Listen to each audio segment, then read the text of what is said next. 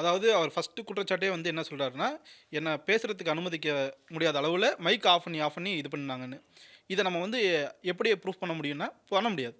காரணம் என்னன்னா, இன்றைக்கு அதாவது சட்டமன்றமா இருக்கட்டும், பாராளுமன்றமா இருக்கட்டும். இது வந்து மக்கள் பார்வைக்கு வரணும்னு சொல்லிட்டு, அதோடைய இது லைவ் டெலிகேஷன எல்லா மாநிலங்கள்லயும் வெளியிடுவாங்க.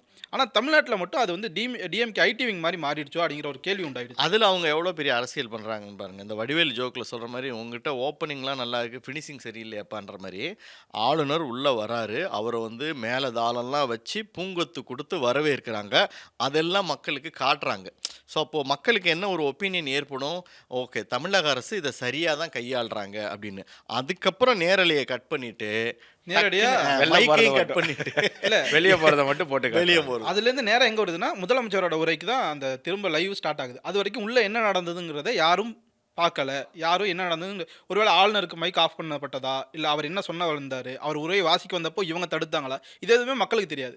இதுக்கு முன்னாடி எதிர்க்கட்சி தலைவரா இருக்கக்கூடிய எடப்பாடியும் சரி, பாமக இருக்கிறவங்களும் சரி, இவங்க எல்லாருமே இந்த குற்றச்சாட்ட வைக்கிறாங்க.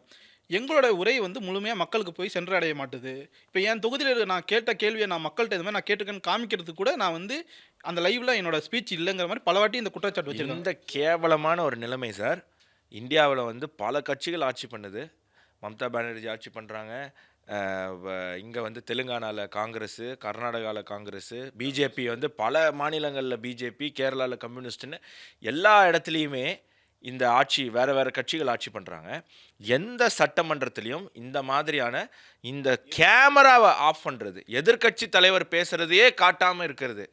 இந்த அளவுக்கு ஃபாசிசம் வந்து எந்த மாநிலத்திலயும், எந்த கட்சியும் செஞ்சது கிடையாது. எந்த கட்சியும். இத செய்யறது யாருன்னா, கருத்து சுதந்திரத்துக்கு நாங்க உறுதுணையா நிக்கிறேன்னு சொல்லக்கூடிய இவர்கள். திராவிட மாடல் அப்படின்னு சொல்லக்கூடியவர்கள்.